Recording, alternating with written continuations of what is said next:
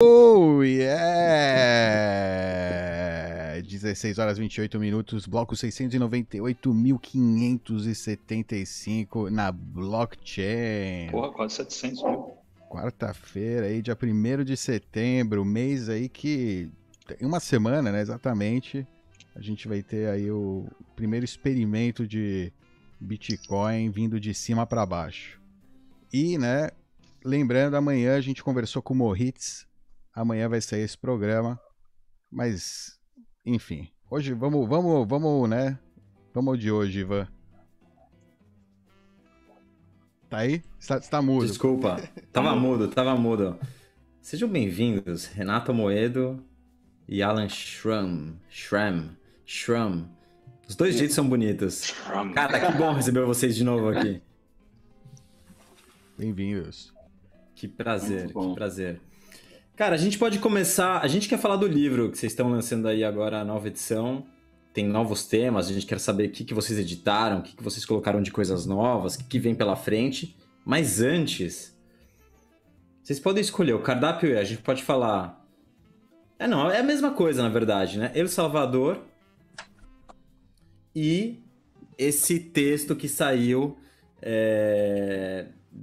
Na verdade, não é um texto oficial do FMI, né? É um texto de um cara que trabalha no FMI, que ele tem um blog no site do FMI, e ele escreveu sobre... Ele já fez alguns textos sobre stablecoins e criptomoedas, enfim, e Bitcoin de maneira indireta.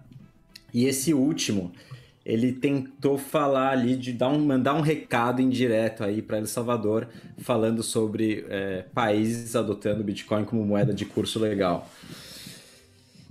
E agora, dia 8, a gente vai ter a oficialização disso, né? A implementação disso. Como você está vendo isso, Renato? Que nível de animação você está vendo ao livro, isso? Não, o livro a gente fala depois. Vamos começar com o El Salvador e FMI. Eu não esperava. Tipo assim, não tinha nenhuma expectativa que a fase 5 fosse ocorrer antes do meio da fase 4. Aquela divisão das fases que o cara identificou em 5 fases, aquilo ali aconteceu como foi previsto. Existia uma fase de curiosos, existia uma fase de especuladores, existia uma fase de empreendedores. A gente está na fase das corporações, das grandes corporações disputarem quem vai comprar Bitcoin primeiro. A próxima fase, que é a última, é quando os governos vão disputar quem vai comprar mais Bitcoin, porque é o colateral supremo. Provavelmente vai ser a única maneira de você fazer comércio internacional, você comprovando que você tem saldo, você fazendo transações de quantidades grandes de valor, com baixíssimo custo de transação. Não vai mais ter um navio carregando barras de ouro, como se fazia 200 anos atrás, e ninguém vai confiar, como era 100 anos atrás, que você vai dar um papel dizendo que eu dou tesouro a você, já que até os Estados Unidos e 99% dos países que prometeram não entregaram. Tem, inclusive, vários artigos aí. Tem o Saylor no Saylor Series, ele diz quantos países, eu não lhe pergunto nem instituições, mas quantos países, se você deixasse ouro em um banco qualquer, você chegaria hoje lá e tem. Porque no Japão não teria, na Alemanha não teria, na França não teria, na Espanha não teria. E aí ele começa a enumerar. E tipo assim, nem nos Estados Unidos, se você colocasse num cofre privado, barra de ouro lá e voltasse, mesmo que o banco existisse, legalmente você não ia ter mais ouro lá, mesmo que você chegasse antes e pagasse adiantado o pagamento do cofre. Então, a mim me parece inevitável que existem aí, eu não defendo essa tese de que é inevitável que o Bitcoin vai ganhar o mundo, como o Peter, como a galera fala aí. Eu acho que, na minha opinião, dizer que alguma coisa é inevitável é uma argumentação marxista, é arrogância fatal. Eu acredito que os comunistas podem vencer, inclusive eles estão avançando muito rapidamente, com passaporte de vacina, com engenharia social, com monitoramento, com CBDC, com proibição de dinheiro físico, com todo tipo de disponibilização de nossos dados sem nenhuma autorização judicial para qualquer órgão público. Eles estão avançando, eles podem vencer. Inclusive, se passar o passaporte de vacina, se passar a CBDC, a gente vai estar aqui a 1 milímetro do passo final, que é você ter que logar para acessar a internet. Ou os caras têm autorização legal de monitorar o que você vê e o que você ouve 24 horas por dia. Aí acabou. Você não vai precisar nem mais monitorar a internet, porque ele vai estar vendo o que você vê e ele vai estar ouvindo o que você ouve. Mas voltando à sua pergunta, eu acredito que é um grande passo. O El Salvador não tinha se comprometido a comprar nenhuma quantidade significativa do Bitcoin, só que aí nos últimos 15 dias ele já Ele já anunciou que vai ter um trust de até 120 milhões, né? Para administrar a grana que seja arrecadada em Bitcoin. Eu acho que esse é um grande passo, mas é um passo mais simbólico. O Bitcoin não vai ser adotado em massa em El Salvador. O Bitcoin vai ser adotado em massa entre os países e vão ter fiats lastreadas em Bitcoin na hora que 4, ou 5, ou 6, ou 10, ou 20 países seguirem esse caminho. E seguirem esse caminho atraindo as pessoas de valor. Essa semana, o pessoal do Visão Libertária meteu um vídeo do cara que tomou uma multa de $400 mil, $400 mil. Se o cara cria leis de destruição das pessoas que são ricas, você vai continuar num lugar desse, você vai deixar de ser rico. Você tem que passar aí onde você é bem tratado. E os bitcoinheiros, as pessoas que querem se manter livres, elas vão buscar os lugares onde eles sejam melhor tratados. Embora isso seja o tópico do próximo livro, não desse. Essa é a minha opinião. Inclusive, a conclusão do FMI, eu concordo totalmente. O Bitcoin ameaça a existência do FMI e a estabilidade da ordem econômica internacional. Ele tem toda a razão. Só que os motivos são falsos. Ele ameaça a estabilidade porque hoje a ordem econômica e financeira mundial é uma ordem criminosa, em que os amigos do rei têm acesso a todo o dinheiro, a toda a riqueza, e os que não são amigos do rei pagam 10 vezes mais de juro e têm 10 vezes menos retorno da capitalização. O Bitcoin vai inverter isso. O caso do Gordinho, que rodou mais de $2 bilhões no Pix dele em menos de um ano, que roubou o ladrão, né, que o próprio Ed Macedo denunciou ele, que ele roubou dinheiro, mais de 20 pastores pegando dinheiro do dízimo da Universal e dando pro Gordinho. Como é o nome? Inclusive era o negro que tava faltando na foto da XP, né? Como era o nome do Gordinho? Gleidson? Como era o nome do cara? Gás, é o Gás, né? GAS. Da XP, né? Eu fosse juiz, eu dava 100 anos de prisão ao Gleidson, só pelo dinheiro que ele roubou da Ed Macedo. A Ed Macedo ontem denunciou 20 pastores que tiraram dinheiro do dízimo da igreja para dar ao Gleidson. Né? É isso. Caras como o Gleidson, caras que tiverem atitude, que empreenderem, que assumirem riscos e esforços, vão virar bilionários, e bilionários que se negarem a aceitar a realidade que é o Bitcoin vão deixar de ser bilionários. Podem, inclusive, parar na sarjeta. Essa é a minha opinião. Inclusive, viu, lá na mesma linha do que o Renato vem falando, o Bitcoin foi projetado justamente para uma única aplicação, ser um dinheiro soberano, né? Porque todo o mau dinheiro que surge, todo esse mau dinheiro que está circulando aí na nossa sociedade, ele perverte todo o tecido social. Por isso a gente sempre frisa, tem muito claro isso no livro, que o Bitcoin foi feito para ser imune à diluição, controle de capitais, jurisdições, expropriações e à censura. E apesar de todos esses cenários desanimadores, só para concluir nessa questão, o Bitcoin ele corrige a perda de esperança que resultará em menos abuso. Não quer dizer que vá ser a salvação final, mas ajudará ele servirá de trampolim para muitas outras coisas. Vamos ver se o preço do Bitcoin vai interferir na venda. Vocês já viram que o preço do Bitcoin interfere aqui na audiência, né? Se o Bitcoin estiver bombando, a audiência é 4 vezes maior. Se o Bitcoin estiver derrotando, é 4 vezes menor. Ano passado, é que vocês também mudam esse perfil da audiência. Quando eles sabem que vocês estão vindo. Mas, tipo assim, em geral. Mas o determinante para esses canais aí é se o Bitcoin tá bombando. A gente vendeu 8 mil unidades no ano de halving, que é um ano de meia bomba. Vamos ver esse ano se os topos continuarem entre 48 meses de diferença, se os fundos continuarem. Inclusive, o Corona Day não chegou nem 20% ao que foi o fundo do ano anterior. Até hoje, os bitcoins vão ter fundos e topos a cada 48 meses, entre 47 e 49. Vamos ver se em dezembro, se em janeiro, o Bitcoin está a 150, 200 mil dólares, se não vai bombar mais a venda desse livro, o pessoal dá de Natal para os parentes. Vai todo mundo comprar o livro em dezembro, comprar o Bitcoin a 200 mil dólares, depois ver ele a 60, né? A tendência, acho que igual a esses topos e fundos, eles irem afunilando, né? E tipo... menos volatilidade. Reduzindo a volatilidade. Mas sim, tem topos e fundos. Vai ter, ou seja... Ou não, hein? Não dá pra dizer que é inevitável, né? Como a gente falou. Mas uma coisa é certa, né? Enquanto os bancos centrais continuarem imprimindo dinheiro, o Bitcoin não tem limite, né? Tem isso. Nominal. Sim. Isso, com certeza. O Bitcoin não tem como ganhar valor real indefinidamente, porque o valor real das coisas é limitado pela possibilidade de geração de riqueza e pela realidade física do mundo. Agora, em termos nominais, o Bitcoin não tem limite, porque as moedas podem se desvalorizar infinitamente, né? Por isso que se diz que o parâmetro serão as citadelas, né? Onde ocorrerão micro e hiperbitcoinizações, mas não que vai ocorrer no âmbito global. o que é o processo que já está praticamente se formando com vários bitcoins aí, bilionários, tentando viabilizar projetos de pequenas cidades para que se tornem cada vez mais soberanas. E a partir daí, o valor real você vai sentir no dia a dia, lá nas próprias citadelas, dos valores dos produtos e serviços que serão comercializados lá. Pois é. Sim, inclusive uma coisa mas vocês não veem no futuro as primeiras citadelas... Perdão, fala, Ivan. Não, eu ia falar se talvez as primeiras citadelas não serão as cidades que vão surgir por novos projetos de mineração, ou seja, cidades que vão surgir a partir de novos polos de geração de energia focados em mineração de BTC e que a partir daí vão contribuir com uma migração de pessoas e de uma indústria para essa nova região. Mas fala aí. Meio que isso já acontece no polo lá de mineração de nióbio, praticamente ali uma mini citadela, onde tem escolas, tem produtos, serviços, tudo que funciona, tem uma micro-região, tudo em torno de uma única economia que gira em torno ali, que é a extração de nióbio. Tanto é que diversos países mantêm pequenas colônias ali dentro. Isso mesmo, praticamente isso vemos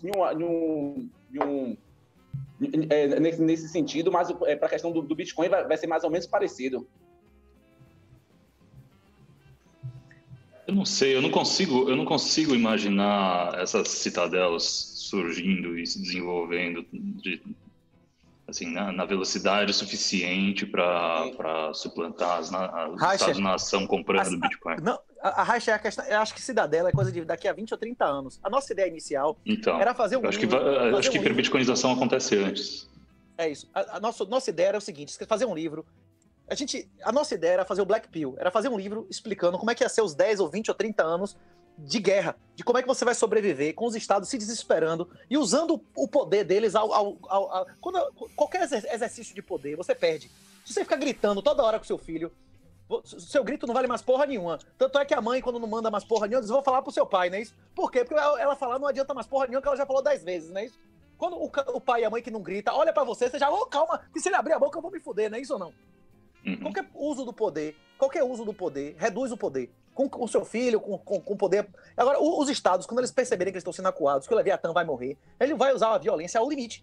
Isso aí você não tem a mínima dúvida. A gente queria fazer um livro Black Pill, como você sobrevive a isso. Como você sobrevive aí, tendo residências múltiplas, offshore, tudo, explicando. Só que não tinha mercado para isso. A gente escreveu Red Pill para falar do presente, do mundo de hoje. Qual é a engenharia social? Por que eles estão botando na sua cabeça que é para você inventar para sua filha ser uma vadia, pra você mandar ela pro Tinder, dar para 200 caras estudando merda, que não vai qualificar ela em nada, para depois ela procurar um marido com 40 anos, que ela não tem mais fertilidade nenhuma. Não é isso? O que o governo ensina você que é para você se endividar, que é para você fazer concurso, para você fazer 10 faculdades, não é isso? Todas as mentiras. Por que manda você comer trigo, comer essas merda para você ficar efeminado? Esse livro é sobre tudo isso. Por exemplo, o criador mesmo, o cara que popularizou essa expressão Red Pill, é um cara chamado Rollo Tomassi, não sei se eu vou falar, que é um cara que explica, inclusive, o framing, as regras de ferro lá, como é que você lida com mulher. Por exemplo, esse Rollo Tomassi, por exemplo, ele acredita que o domínio feminino da nossa sociedade adveio das mulheres passarem a ter controle da fecundidade. Isso é uma absoluta mentira. Isso aconteceu 30 anos antes das mulheres adquirirem controle da fecundidade. As mulheres passaram a ter maioria na sociedade e passaram a ter maioria em voto e tudo mais, em decorrência de políticas de infiltração e subversão comunistas. Lacax, todos esses caras, aconteceu há 100 anos atrás, isso já foi planejado, como esses pedófilos foram infiltrados na Igreja Católica também por décadas. E tudo isso a gente fala no livro, com fontes e tal. O objetivo do Red Pill é o cara entender o presente.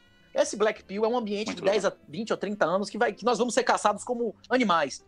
10 vezes pior do que foram os judeus. Porque na época do judeu não tinha uma câmera pra cada pessoa, né? O cara, pelo menos, podia jogar a identidade fora, pegar a identidade do cara e fingir que era outra pessoa. Agora não vai ter isso. Você não vai mostrar a identidade em lugar nenhum, porque vai ter reconhecimento facial, de voz. Se você ficar 15 minutos sem ser ouvido, o cara já vai levantar a antena. E o último livro, que seria o Orange Pill, seria como é que é a realidade no Ancapistan. Quando os vagabundos, as gangues, os bandidos já tiverem deixado de existir, né? Porque o funcionamento de um mercado de aposta descentralizada de morte hoje seria uma coisa, você ia exigir que o cara fosse servidor público e tal, porque você precisa, inclusive, do oráculo. E como é que vai ser quando não tiver mais oráculo? Quando não tiver mais diário oficial, não tiver mais base de dados de quem tá morrendo, não tiver mais cancelamento de CPF? Só que pra gente chegar no final da trilogia... Mas as pessoas que estão assistindo a gente não entendem esse conceito ainda, Renato. Tenta dar uma explicada do que se trata. Por isso que é exatamente isso que eu tô lhe dizendo. A gente precisa que pessoas leiam e entendam o Red Pill. Porque se você não entender o que é KYC e EMELO, você não vai entender qual a finalidade de você fazer um offshore.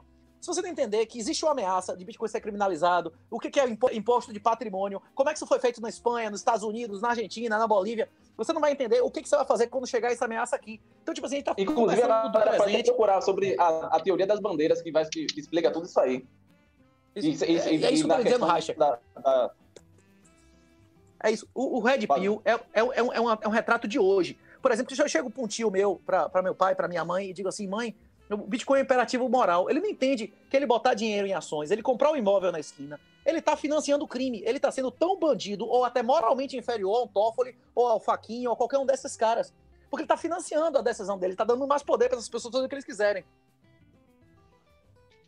Desculpa, que novidades é que tem aí a segunda edição? 40% mais páginas e 40% menos erros. Até Bitcoinheiros na primeira edição estava escrito errado, bicho. Bitcoinheiros estava escrito errado. Isso não. Vocês toda a edição falam, não escrevam isso, não escrevam isso. Até isso estava escrito errado. Tem 40% menos erros e 40% mais página. Tem CBDC, tem NFT, mostrando porque que o NFT é mais uma espécie de lavagem de dinheiro, os usos potenciais disso. Tem falando mais de engenharia social, de energia, a questão da energia foi muito discutida. Não tinha Saylor, não tinha Elon Musk, não tinha nada disso há 2 anos atrás. Tinha gráfico de 2018 no livro. Muito bom. Tem até a parte do grande reset, né? Como é que isso dará na vida das pessoas, a questão do ECG, que agora estão querendo implementar na questão do Bitcoin. Como o Vitalik Buterin do Ethereum fez uma entrevista recentemente para, acho que foi o New York Times, dizendo que a mineração de POS é melhor do que POW, explicando como tudo isso aí são estratégias de engenharia social justamente para manchar a imagem do Bitcoin. Aí todas essas questões aí a gente trata... Valia um livro novo com a quantidade de conteúdo que vocês colocaram agora. Sim. Mas é um livro novo. A questão é que se a gente lançasse um livro novo, a galera que gastou 10 ou 20 ou 50 reais para adquirir online não ia acessar de graça. A gente mudando lá a edição. Todo mundo que comprou o antigo acessa de graça o novo. É porque a Amazon permite você ir mantendo atualizado o livro na versão Kindle, que inclusive eles ainda estão atualizando ainda a cloud. Para algumas pessoas atualizaram a capa, mas o conteúdo ainda está sendo atualizado. Eu mando um e-mail para eles perguntando como é que anda a situação. Eles falaram que demora um pouco mesmo para fazer a atualização do conteúdo. Inclusive, essa versão também, essa edição também contou também com patrocinadores. Podemos fazer aqui um jabazinho da galera aqui? O jabá? Claro. Os caras meteram dinheiro e a gente voltou para comprar os livros. Foi a galera da Rispar, que faz parte da hold da QR Capital. A Rispar, eles trabalham com a parte de empréstimo colateralizado em bitcoins. É a única plataforma aqui no Brasil onde você pode pegar em reais, deixando lá o colateral em Bitcoin. Teve o pessoal da StakeBit, que já participou em 2 entrevistas aqui no canal do Bitcoinheiros. Teve o pessoal da P2P Trading, que é uma plataforma brasileira de compra e venda de P2P. Teve o Mises Capital, que ele falou também que também faz pequenas doações de satoshi lá pro canal de vocês. Ele também recentemente fez uma aposta com o Samidana, que aí depois que ele parece que fez os cálculos, ele viu que ia dar merda e acabou arregando. Foi na questão do preço do Bitcoin, que ultrapassou o tipo de valor antes da data que eles tinham estipulado. Mas aí o setor jurídico de Samidana parece que pediu para ele cancelar a aposta, porque viu que ia dar merda. Tem um pessoal também da Serious Money, que trabalha com a parte educacional de derivativos. Lembrando que eles não pegam o seu dinheiro, você que tem que estudar lá e aplicar as estratégias. Teve o pessoal aqui também da Mundo dos Óleos, que é um Bitcoin, né, que também patrocinou livros também, que vende óleos, vegetais e de essências. Teve a All Time da Exchange, lá de Mica. Teve também a Essential Intelligence, que é um outro Bitcoin que trabalha com a parte de inteligências de mercado. toda a parte tecnológica, painéis, trends, radar. E teve também um escritório de advocacia, que é Bender Nascimentos, Advogados e Associados. Toda essa galera contribuiu comprando grandes quantidades de livros para estarem distribuindo entre seus clientes. E sem contar também que tivemos também o grande prefácio do Guilherme Bandeira, né? Que já teve até... Porra! Já teve até entrevista aqui com vocês. O prefácio dele ficou muito foda. Ele postou recentemente, agora pela manhã. Lá no Substack deles. Eu li. Muito bom. Não li ainda. Ele é muito bom, o Bandeira. Chama Só Vamos Sobreviver por Causa do Bitcoin. Pessoal, se você quiser buscar aí pra ler, Só Vamos Sobreviver por Causa do Bitcoin. Dá até depois você passar o link também. Esse negócio do fatalismo... Não, ia perguntar onde é que se pode comprar o livro, em que formatos. O físico ainda não tem, né? Só o digital. Onde é que se pode comprar? Os dois, teve um pequeno atraso na plataforma da Amazon, que até botei até como um aviso aqui para avisar aqui através da live, que foi até semana que vem eles vão estar atualizando a plataforma deles, tanto a versão digital quanto a física, porque eles demandam tempo para atualizar. Mandei também e-mails para eles para também estarem atentos a isso, porque eles fazem atualização automática. Mas eles também pedem que enviem um e-mail a eles também para saber como está o andamento. Justamente para que o livro, a versão digital, se torne dinâmica. Para quem já comprou material, possa estar sempre recebendo atualizações. E que tem um físico, vai ter que recomprar novamente. E as vendas esse ano serão tudo feitas através da Amazon. Não terá mais venda diretamente com a gente. Justamente porque o custo logístico da parte lá dos Correios aumentou. E sem contar também o dólar que está muito alto. E aí inviabiliza para muitas pessoas que vão comprar o livro. Agora mesmo, o livro estava até ano passado R$50. Agora na plataforma da Amazon, às vezes atualizado para R$78. Tudo isso fruto da desvalorização do real, que é esse lixo, né? A versão física. E lá na versão Kindle, você pode comprar por R$25. Qualquer pessoa, não precisa nem comprar um Kindle, é só baixar o app lá da Amazon do Kindle e baixar com R$25 você vai ter acesso ao livro. Como e vocês fora falaram, se tiver edição 3, né, atualiza também. Né, por exemplo. Isso mesmo. E o Audible? Vai sair que dia, Alan? O Audible, eu estou vendo aqui ainda com um dos usuários, um dos leitores que nos procuraram para vai fornecer o serviço dele gratuitamente para tá narrando o livro e também disponibilizar lendo também no canal no YouTube também, o Audible. Hoje mesmo já combinei com ele, foi o... Pode falar, Ana. Uma coisa também que tem nessa edição, que na edição passada era meia página, agora tem umas 20 páginas, é a questão de OPSEC e as possibilidades de herança, os trade-offs que existem, né? A última vez que eu vim aqui, a gente falou do trilema, né? Do trilema de velocidade, custo e segurança. Existe um trilema também na hora que você vai fazer seu OPSEC, né? Que também é velocidade, praticidade, custo e segurança. E a gente discute, inclusive, várias estratégias de herança, de sucessão, tudo isso é discutido. Porque o pessoal, muitas vezes, diz, o Bitcoin é uma coisa que você não tem como botar a mão. Aquele vídeo que popularizou hoje lá do The Good Wife, né? Isso não é uma coisa muito real. E, na verdade, o Bitcoin é o único bem que você pode levar com você no caixão, se você quiser, né? Ele é tão irreal, você tem tão pouca posse dele, que ele é a única coisa que você morrendo, você pode levar com você, né? Você não tem posse, né, do Bitcoin, jamais. Né, no final das contas. Porque você acaba distribuindo para todos os Bitcoins. Você pode excluir os outros.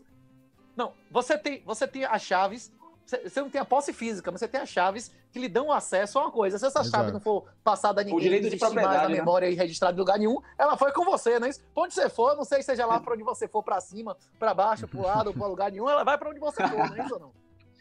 Exato.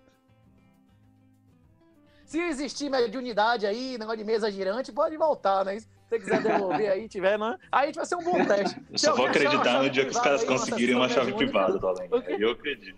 Não, é o... mediúnica, psicografado, BC1... O Ralph Finney tá congelado, né? O Ralph Finney tá congelado. Na cama de criogenia, né? Porra, e tendo... Imaginando que o cara pode ter na cabeça a chave pra muito Bitcoin, de repente é um incentivo pra, Vamos ver se a gente consegue trazer o cara de volta. Tem um estímulo incentivo pra- econômico, ou tem um não. estímulo. Você lembra né? quando a gente falou isso lá no Também tem um estímulo passado? econômico. Existe Sim. incentivo para Matar o cara. destruírem também a Alcor, que é Também onde está destruir a guardando cabeça a dele, cabeça né? do É cara. verdade, os bitcoinheiros têm incentivo, é verdade. O Na pessoal não verdade, quer inflação. tipo assim, o estímulo maior é de recuperar, porque se você recuperar só pra você. Se você destruir ele, valoriza todo mundo diluído. O problema de Olson, não é isso? Que os benefícios diluídos, os benefícios concentrados, né? Exato, por isso que a gente tem que destruir aquela merda.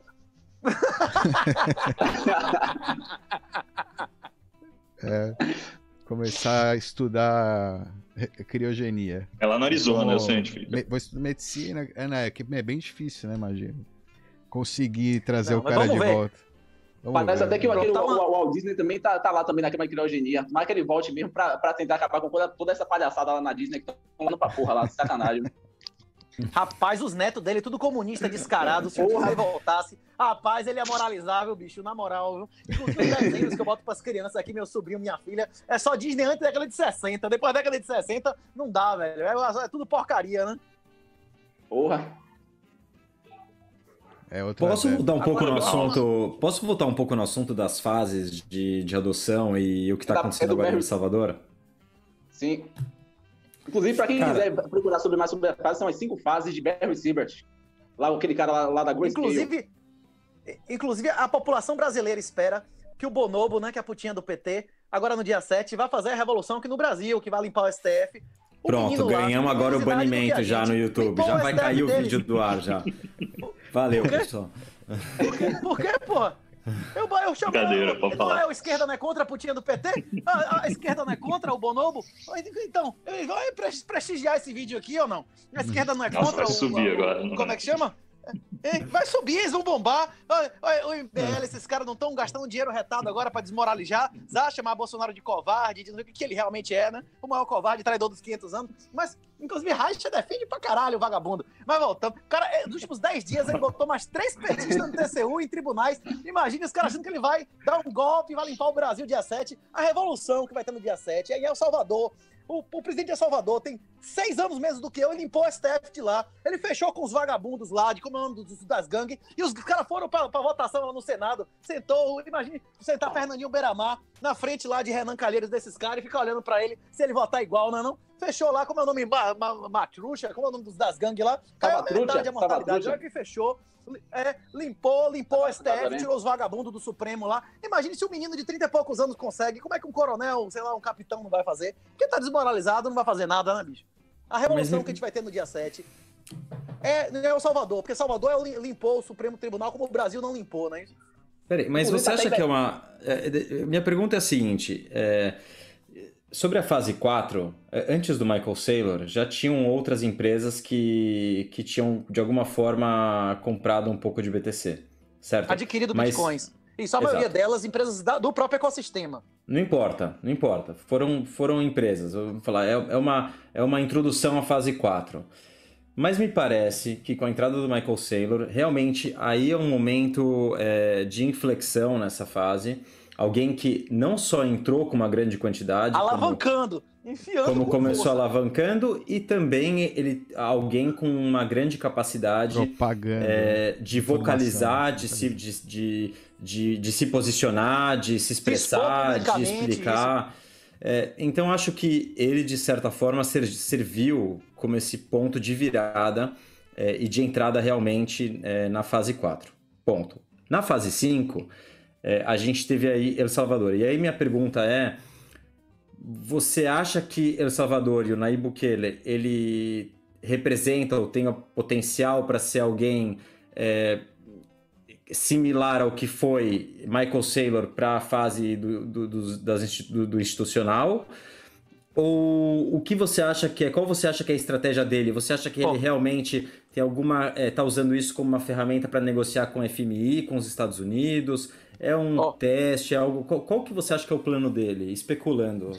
A fase 5, pelo menos que eu entendi, né, do artigo lá de 2012 do cara lá que fez inclusive o acordo lá do Segwit, como é o nome do cara?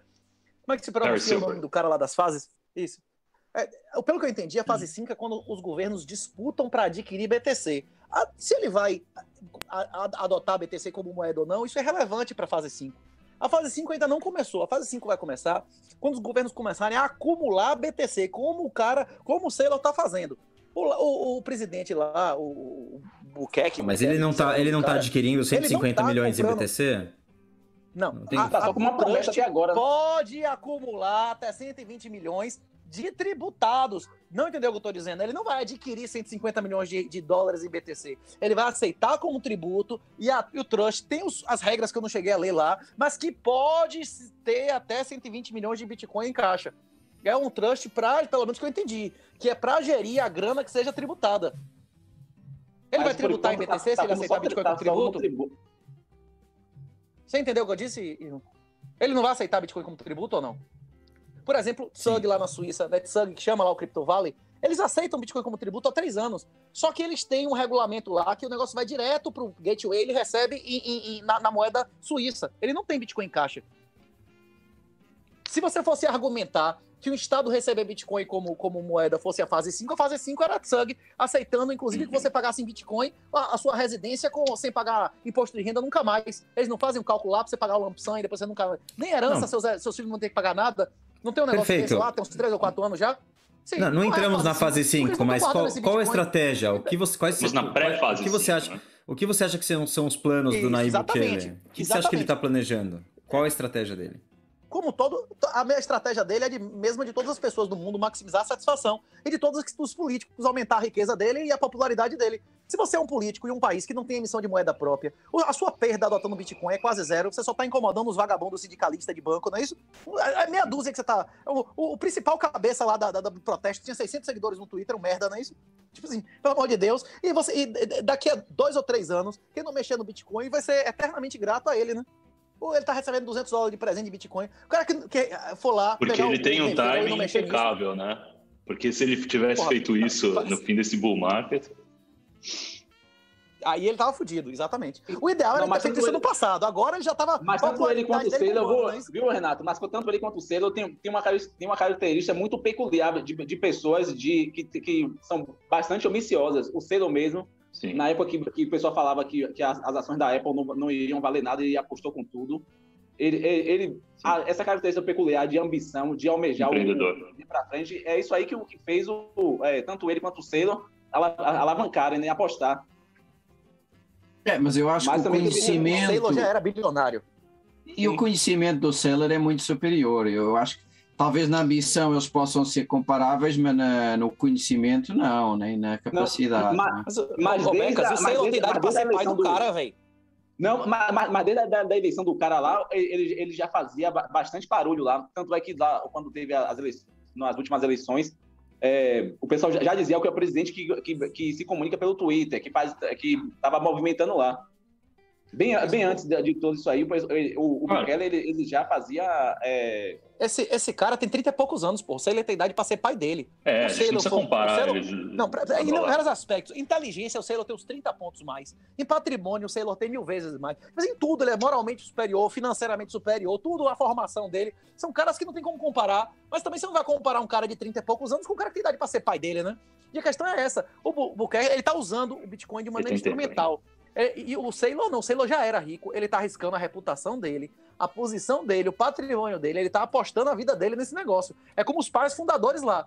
Os pais fundadores dos Estados Unidos, eles sabiam que a punição era ele morrer e a família dele perder o patrimônio, a reputação e tudo. E mesmo assim eles foram lá e meteram o nomezinho no papel. É isso que o Saylor tá fazendo, ele tá sendo homem, como os pais fundadores foram. Botando um cara que tem tudo, que não precisava arriscar nada, e mesmo assim tá colocando porque é imperativo moral fazer, né?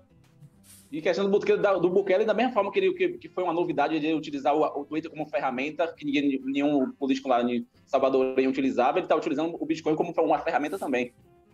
E os partidos lá em El Salvador, é como se fosse o PSDB e o PT aqui, se alternavam no poder desde sempre, no esquema das tesouras. Ele quebrou o negócio. Ele acabou com tudo, ele foi fazer um acordo logo.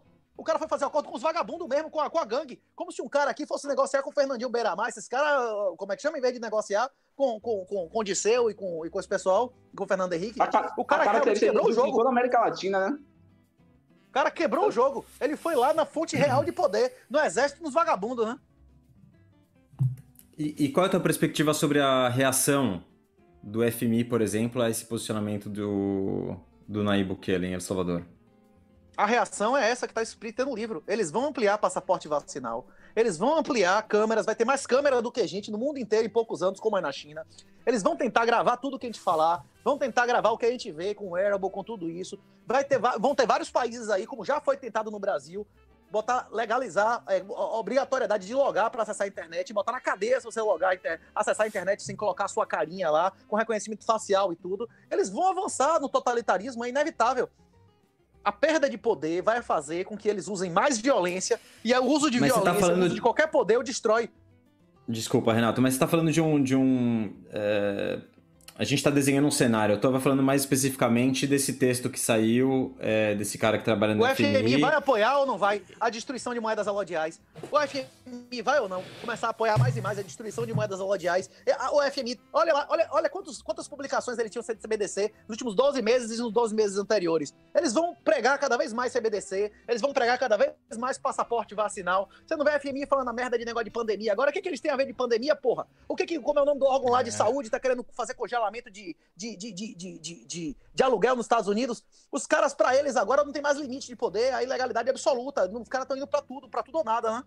E da questão do CBDC, já dá um artigo já desde 2013, já, os artigos sobre o CBDC do FMI, que até o próprio URGS tinha feito um levantamento escrito sobre isso.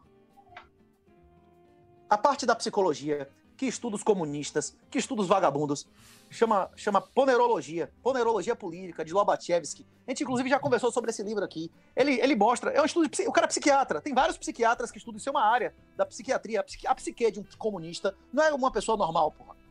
Inclusive, ele demonstra que, sistematicamente, em vários países estudados, tem entre 4% e 7% de psicopatas mesmo, de comunista, psicopata ponerológico, e tem aí entre 23% e 30% de histéricos, porra. Isso é a taxa normal. Tem 37% em qualquer população de pessoas extremamente vulneráveis a votar nessas merdas. E muito mais na hora que você dá poder político à criança mental. Por que o governo não permite você ter uma arma até 25 anos e quer que você vote com 16?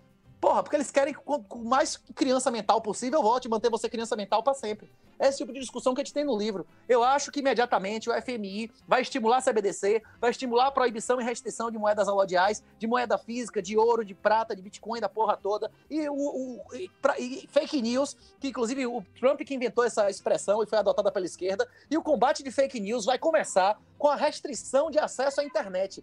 Vai ser crime você acessar a internet sem logar, em pouco tempo. Não vai ter mais moeda física, o governo vai ter controle total de todas as transações. E aí eu quero ver como é que a boca de fumo, você vai aceitar o Pix na boca de fumo? Você acha que o jogo do bicho vai aceitar o Pix? Esses caras precisam, é por isso que eu digo que é urgente. Inclusive no livro a gente fala da infraestrutura básica de cada era. A infraestrutura básica dessa era, na minha opinião, para responder a essa ameaça da FMI, são reais, dólares e índices e commodities sintéticas geradas através de Bitcoin colateralizado para a gente resolver o problema dos mercados negros e cinzas, que eu já falei com o Becas, não é isso, Becas? E o que eles querem manter aí. O quê? E o que eles querem manter é praticamente o que a França faz lá com os países africanos, né, que é manter a colonização financeira. E porque muito antes da lei ser aprovada, eles já estavam ameaçando, porque El Salvador já devia a eles 1 bilhão dos empréstimos que eles tinham pego com o FMI, e eles já estavam começando a soltar pequenas notas. Não façam isso, não façam isso. E aí o que eles vão começar a fazer agora é ameaçar, até chegar ao ponto que eles vão partir por tudo ou nada. A questão é que a teoria dos jogos, ela deixa muito alta em qualquer tipo de cartel. O retorno a quem fuleirar no cartel é muito alto. Se você viver num ambiente de legalidade, que o cartel não tem como retaliar violentamente contra nenhuma das partes, o cartel ele funciona, ele não funciona. Porque vai ter que vai ter um estímulo muito grande de fuleirar e quebrar os outros. Vamos ver agora se existe um ambiente de legalidade ou não no resto do mundo. Porque você pagar para matar um cara que tá fechado com as gangues locais é bem mais caro, né? Vai ser muito difícil eles arranjarem um Adélio lá em El Salvador. Eu acho que esse cara vai segurar a barra e a população vai glorificar ele. E não vai ser de uma hora para outra. Quando o Bitcoin cair, vai ser... É porque a gente está numa fase...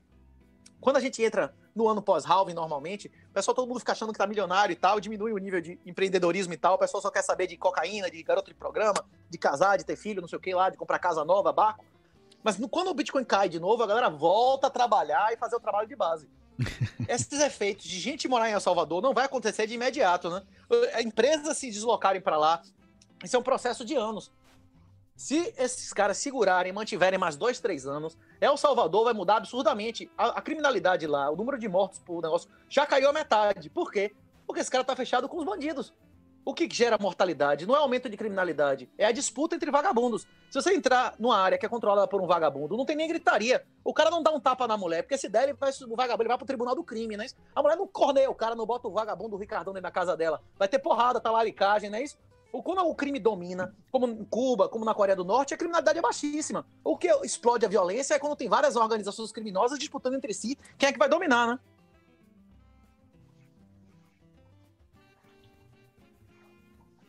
Você acha o quê? Você acha que outros países vão seguir o exemplo de Bukele? Como é que chama? Pronuncia o nome do cara corretamente? Nayib Bukele.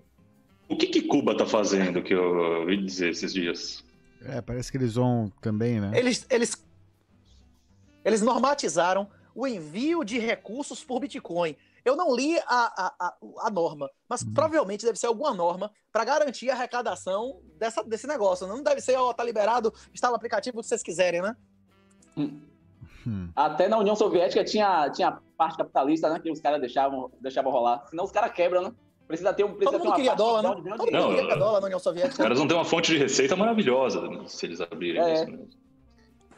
Se Cuba arrecadar em Bitcoin, não usar gateway para transformar isso em dólar, isso aí é mais início da fase 5 do que Tsug ou El Salvador. Concordo. Acho que é um passo, né? Agora, é um passo para chegar nisso. Eu acho difícil. Se Bukele, para ele, o Bitcoin é coisa instrumental, não é um imperativo moral. Imagine a escória lá de Cuba, né? Porque lugares como Cuba, o gordinho lá da Coreia do Norte, podia ser 200 Bitcoin é um recurso para quem não tem recurso, afinal, né? Também. Exatamente. O cara que já tá ganhando, ele não tem o que ganhar mudando o jogo. É aquela história lá porque os IUPs não vão aceitar o Bitcoin. Um juiz, um cara que ganha 50, 100 mil reais, um marajá, não precisa de Bitcoin. Ele não consegue entender o Bitcoin. Diz, não, mas as coisas funcionam para mim. O ministério, o promotor, ele não consegue entender, ele não consegue aceitar o Bitcoin. Diz, não, mas o real já funciona, já tem um retorno positivo, né? Sim.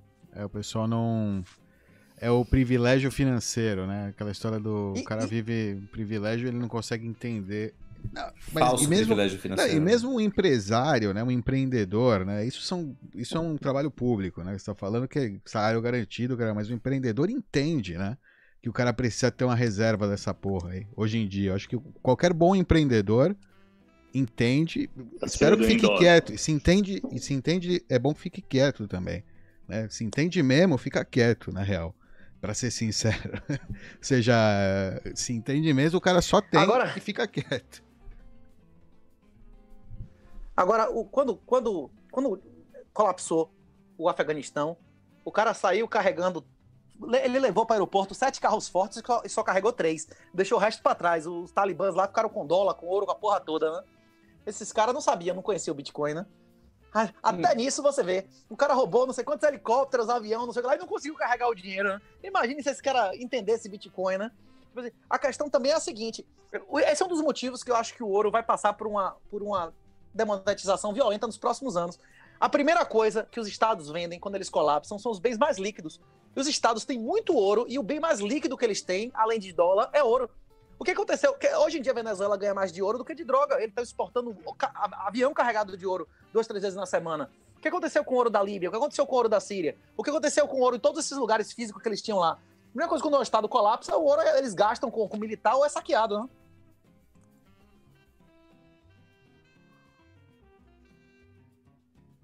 Cara, achei esse texto aí que publicaram da FMI, tem vários foods já conhecidos, mas tem um que achei interessante como eles colocaram, vou ler aqui para vocês para ver se de repente gera um debate ou não, sei lá, façam o que vocês quiserem com isso, mas numa parte do texto que o cara escreveu, o nome dele, Tobias Adrian,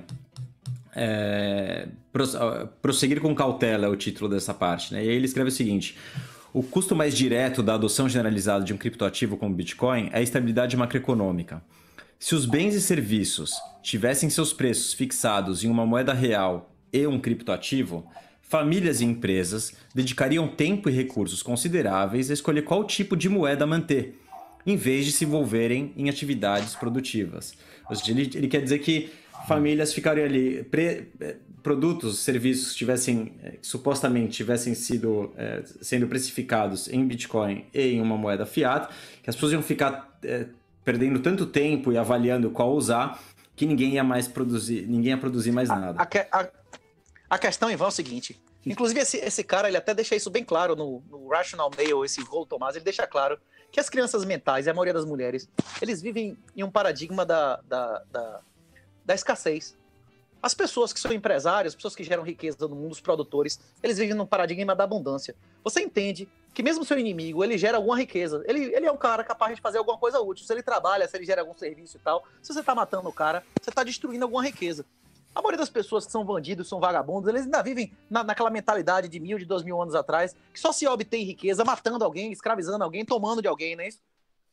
A mentalidade da escassez. Isso aí é uma frase que demonstra a mentalidade da escassez. Nós vivemos em juro negativo. Se você fizer uma poupança, deixar de perder dinheiro, isso é uma atividade produtiva, sim ou não? Se o cara parado em Fiat está tomando na bunda 20%, 30% ao ano, e você consegue não perder, isso é uma atividade produtiva ou não é? E ele está dizendo que não é. Ou seja, o cara não entende que a gente vive num ambiente de juro negativo, ou ele quer ignorar isso e tá, como é que chama? Afirmando que não, bote seu dinheiro no banco que você vai ganhar dinheiro. Assim, como se a pessoa... Os três fatores que fazem... Como se a pessoa segurando aquele currency, né? Aquela... Que não é nem moeda, né? Como é que chama? Dinheiro, esse dinheiro. Não é dinheiro. Sei lá. É moeda. Moeda não é dinheiro, moeda. isso.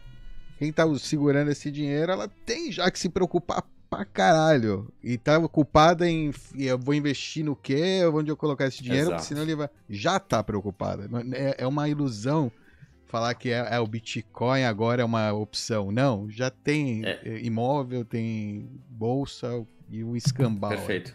Parte da ineficiência da sociedade que não está contabilizada no sistema, né? Ivan, lembra que eu falei aqui uma vez que Cuba é o país mais velho das Américas, que vai ser o Brasil daqui a 30 anos? Se o cara da Coreia do Norte, se o cara de Cuba desse 10% mais de liberdade às pessoas, ele ia ser 30 vezes mais rico. O cara da Coreia do Norte de Cuba, o ditador, o dono do país, podia ser muito mais rico, mas aumentou o risco dele ser derrubado.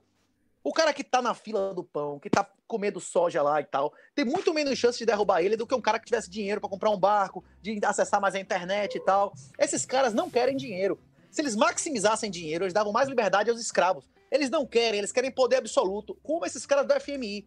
As três coisas que fazem uma pessoa, uma família, uma empresa, um país gerarem mais riqueza é aumentar o número de pessoas, que eles dizem para você não ter filho, para botar sua filha para estudar até 40 anos e tal, quando ela vai estar infértil, não é isso? Poupança, dizem, não, poupança não gera... Essa frase que você falou afirma que poupança não gera riqueza. Investimento em poupança é o fator fundamental da riqueza. Imagine você nu em uma ilha deserta. Agora imagine você numa ilha deserta com arma de fogo, com vara de pescar, com camping, com iate, com veleiro. Você tá bem pra caralho. A diferença é se você tinha recursos ou não para ter feito um multiplicador de produtividade. Poupança e investimento é multiplicador de produtividade. Ter filho, aumentar o número de pessoas é multiplicador de produtividade. Você desenvolver tecnologias novas é multiplicador de produtividade. São essas coisas que aumentam a riqueza. E é exatamente isso que eles querem combater. Por que eles querem combater isso? Porque eles caras não querem que você seja rico. A questão que tem na contracapa do livro é essa. A maioria das pessoas acredita numa teoria chamada teoria do bem comum, que os vagabundos eleitos agem em bem comum. Você acha que algum vagabundo eleito age o bem comum? Você acha que Dilma, você acha que Dória quer que seu filho seja rico, independente, inteligente? Ou quer que ele seja burro, submisso e dependente? O que ele quer? Quem é que manda na educação dele? É ele ou você? A questão é exatamente essa. O livro dá uma sacudida no cara pra dizer, olha, não tem negócio de bem comum, não. Bem comum, a minha pica. Não existe negócio de bem comum, não é isso? O que existe é o interesse privado. Se o interesse particular dele seja maximizar e melhorar a vida de seu filho, ele vai melhorar. E se for de destruir você, ele vai destruir. E os valores do FMI hoje, eles estão trabalhando eles são submissos à infiltração e subversão de nossa sociedade. Essa preocupação verde de ECG, não sei o que lá, isso não é espontâneo, isso é fabricado. Isso veio desde a época da União Soviética. A União Soviética precisava que a Europa discriminasse radiação e usina atômica para vender a merda do gás dele. Para hoje a Alemanha tá de 4, a Rússia como tá. Todas essas pautas, elas foram financiadas, inclusive tem toda a literatura de inteligência, de desinformação, de como é que isso foi tudo pensado na década de 20, 30, 40. É porque as pessoas não concebem que o comunismo internacional sendo financiado... Tipo assim, quando é que teve a coluna Prestes no Brasil? Foi em que década? Comunista já matava gente no Brasil na década de 20, financiado pela União Soviética. Eles têm 100 anos subvertendo, infiltrando, matando pessoas dentro da administração pública. É isso. As coisas não são espontâneas. Existe uma engenharia social muito pesada por detrás dessas coisas. Inclusive, eles não querem desenvolveram dinheiro. A explicação é essa. Eles querem poder absoluto. É exatamente por isso que eles estão dizendo que você não tem de forma literária, né? Como a teoria da subversão, quiser pesquisar aí, que primeiro tem a etapa da desmoralização da sociedade, depois vem da etapa da desestabilização do sistema, depois a etapa da crise, para depois eles virem com a etapa de normalização, que é quando o ambiente vai estar um ambiente perfeito para que eles possam implementar cada vez mais ainda a sua agenda. Parasitar, né? Com maior eficiência. Sim, sim.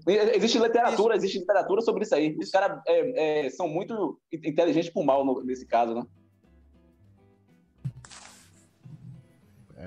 Inclusive, existe também no livro. Né, que a gente já tinha mencionado a gente já tinha mencionado Ampassa antes, mas agora tem uma literatura sistemática de médicos, de instituições, a lista lá dos 14 mil doutores, pós-doutores, dizendo que o lockdown nunca teve nenhum tipo de benefício, nem financeiro, nem médico, que não tem nenhum fundamento, nem teórico, nem empírico, que as focinheiras de pano fazem mal à saúde, são insalubres e aumentam a infecção, que 80% da galera que pega através de fomites. Tem tudo isso na edição nova, mostrando que esse processo aí, que eu não posso dizer o nome, né? Isso, senão vocês vão ser pesadamente demonetizados, foi um ataque em vários níveis. Isso foi um ataque. Não, pode falar o que você quiser, não tem censura. Tá apagada a monetização deste vídeo. Exatamente. Já paguei pra nem dar problema.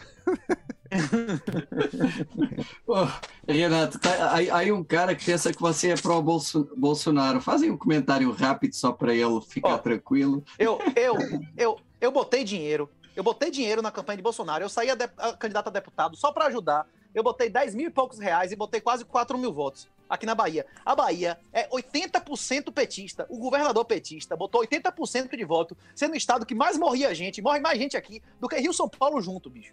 Não é proporcional, não, é absoluto. A nossa população é muito menor. Tipo assim, mesmo assim, o cara ainda ganhou com 80%. Eu saí na rua, tomei grito, ameaça de morte, respondi processo. Até hoje sou réu criminal. Tipo assim, eu ajudei a botar Bolsonaro no poder porque era um imperativo moral dar uma chance a alguém que há 10 anos defendia armamento, que há 10 anos denunciava kit gay, subversão. Ele tinha algum legado. A questão é que Bolsonaro, ganhando a eleição, ele passou a não ter nenhum ato de homem. Ele só indicou esses 37% de histéricos e psicopatas ponerológicos. Todas as pessoas em cargos relevantes do governo Bolsonaro, eles são, consciente ou inconscientemente, agentes chineses. Por exemplo, Paulo Guedes foi apresentado a Bolsonaro por Winston Ling, que é um cara que publicamente diz que a China não é ditadura e não é comunista. Imagina um negócio desse, que inclusive é o maior divulgador no Brasil do negócio que Reicher adora, que é Ayn Rand, não é isso? Eu comecei a ter eu adorava a Ayn Rand, só que quando esses caras começaram a divulgar muito isso, eu digo, rapaz, se um cara desse tá usando grana pra ficar divulgando isso, tem alguma coisa de muito errada nesse negócio, pelo menos ele pode ser utilizado pra alguma finalidade errada. Tô dando um exemplo, são vários. Por exemplo, o Levi, que estava no jantar de Cabral em Paris, que frequentou a casa de Dilma no Natal, ele indicou.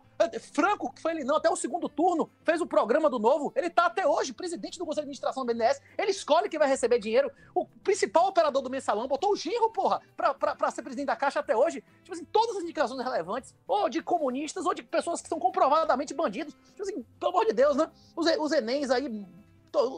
mas por que você acha que ele mudou tanto? Por que você acha que o Bolsonaro mudou tanto? Ou simplesmente é impossível fazer alguma coisa? Ele não mudou hora nenhuma. Ele continua acreditando nas mesmas coisas que ele acreditava. Ele acredita em legalidade, ele acredita em Estado democrático de direito, ele acredita no mito do bem comum, que é o principal objetivo do livro, desfazer isso da cabeça das pessoas, que os servidores públicos não defendem o interesse próprio deles. Ele, inclusive, tenta não defender o interesse próprio dele, e com isso ele vai destruir a si mesmo, a família dele e o país. O próprio professor Olavo... Lembra que a gente conversou sobre o interesse público, o interesse privado aqui? É isso, a explicação é essa. Tipo assim, existe também a questão de que César contratou um escravo que dissesse a cada 10 minutos, você não é Deus, você é só um homem. Você lembra dessa conversa, Raicha? Não. Júlio César tinha um escravo que a cada 10 minutos, a única função dele era dizer, César, você não... Ele foi deificado depois de morto, mas ele que dissesse a ele a cada 10 minutos, você não é Deus, você é só um homem. Bolsonaro esqueceu isso. Ele só se cerca de pessoas que dizem que ele é Deus, qualquer merda que ele diz é certo. Quando é que você se cerca de bajuladores, a tendência, o negócio da bolha, é que o eco faça você ir cada vez mais pro que você tá fazendo. Ele começou indicando um comunista de baixo nível, agora tá como só petista e pessoalista, né? Então, mas você não acha que isso aconteceria com qualquer um? Se aconteceu com esse cara... Aconteceu com o Bukele? Bukele limpou ou não limpou? O Peru limpou ou não limpou? A menina é muito claro. Na Bolívia, a menina que deu uma limpadinha, ela limpou alguns vagabundos do executivo, tirou 2 ou 3 Tá, e você acha que alguém tem o potencial de não ser viadinho, que nem o Bolsonaro? Ela já tentou se matar 2 vezes de tanto tortura que ela tá sofrendo na cadeia, né? Essa menina da Bolívia, como é o nome dela? Foi presidente lá há 2 meses. Como é o nome Foi da menina? suicidada? Ela tentou, ela falou, eu prefiro morrer, eu não tô aguentando. E eu espero sinceramente que Bolsonaro receba o que ele merece. Eu não sei o que é, né? Deus que deve saber, mas eu espero que ele receba o que ele merece. Que ele pague pelos pecados dele e tal. Agora, não, Reicher, até os vagabundos que ele colocou lá poderiam ter agido como homem. Alexandre o Grande sabia, há 2.600 anos atrás, que você não deve temer 100 leões liderados por uma cadela. Mas você deve temer um leão, 100 cadelas lideradas por um leão. Você já ouviu isso? Você já ouviu essa frase? Isso é muito comum, a Espanha se diz isso demais. Você não deve... 100 leões com a cadela na frente, você dá uma bicuda, um grito na cadela e vai tudo atrás da cadela. O comandante define a tropa, o comandante define o comportamento da tropa. Se ele se comportasse como homem, os caras que estão abaixo iam ter que se comportar como homem. Se ele se comporta como guerra, né? Mas você acha que existe alguém capaz de ser esse homem? Qualquer pessoa que tivesse interesse pessoal, isso. Se Bolsonaro tivesse feito 1% do que ele disse que ia fazer, ele teria limpado o Brasil. Hoje, por exemplo, na minha opinião, isso não é mais possível. Com Biden no poder, isso não é mais possível. Porque os Estados Unidos, mesmo desmoralizados, ainda tem uma influência absurda por fora do pano, de inteligência e tal, até só dando informação. O Biden veio pessoalmente para entregar o HD a Dilma, de todas as pessoas que tinham que se fuder. A comissão da mentira foi a ideia de Biden, dos Estados Unidos. Ele veio pessoalmente para entregar o HD na mão de Dilma, dizer, olha essas famílias que estão aqui, que se opuseram ao comunismo nos últimos 50 anos, têm que ser destruídas. E esses vagabundos aqui, que são leais a gente, tem que receber dinheiro. Tipo assim, Biden não mandou por e-mail, não, ele veio entregar isso pessoalmente na mão da mulher. E esse é Biden, quando ele era vice de Obama. Imagine, bicho, imagine o que não tá sendo feito em alto nível agora com o cara presidente, imagine. Eu acho que o papo tá maravilhoso, mas precisamos encerrar. Vamos encerrar com Bitcoin? Vamos encerrar com Bitcoin? Chega de política. Sim, senhor. Qual? O política tem um esquema, vocês viram, falando em político, tem o cara do Canadá, que agora anunciou, parece, eu tava planejando. Trudeau. Trudeau, que se você não se vacinar ou não usar e não instalar o app, congelar a sua conta bancária. Não, e criança, ele quer que criança em idade escolar, a partir dos 5 anos, se vacine, né? Com uma vacina experimental, violando inclusive o Código de Nuremberg. Eles são criminosos contra a humanidade. Como é que você tá dando uma vacina? Nenhuma vacina nunca foi aplicada em massa, com menos de 5 anos de desenvolvimento. A única que foi da dengue e matou mais gente do que salvou. Imagina se esse negócio tem um efeito colateral de longo prazo. Você tá louco, porra? Esses caras são criminosos contra a humanidade, né? Uma coisa antes de terminarmos. Há algum desconto aí para o pessoal? Algum cupom? Alan, veja aí. Tá todo mundo pedindo. Aí? Vou ver na Amazon ainda. Darei uma olhada na Amazon. Primeiro tem que esperar só eles fazerem a atualização lá no sistema lá, que aí eu posso, pelo menos um mês de desconto pro pessoal lá. Perfeito. Pessoal, muito obrigado. Que bom receber vocês. Alan, Renatão. Pô, não queria que acabasse, meu. Tava muito legal. Eu também não, mas a gente tem uma gravação agora, a gente vai falar com o André Neves aí sobre Lightning, se quiserem participar também. A gente tem que gravar e a gente tem que encerrar esse programa. Nada. A gente vai pra segunda... Como é que fala? Segunda hora. Segunda hora. Segundo round. Segundo round. É isso, é melhor. Então é isso. Obrigado. Obrigadão, pessoal. Obrigado. Sempre um prazer, sempre muito bom. Integral. Se eu falei alguma coisa que ofendeu alguém aí. Não, é sempre interessante. Nossa, cara, você é um gênio. Obrigado, vocês dois. Valeu. Vamos ler esse livro. Um abraço. Aí, cara. Obrigado, hein? Quero ver agora. Até semana que vem deve estar atualizado. Pô, e parabéns pela nova versão, hein? Parabéns pra vocês. Pelo trabalho que vocês estão fazendo. Muito bom. Parabéns. Irado. Aquele abraço. Yeah, até a próxima.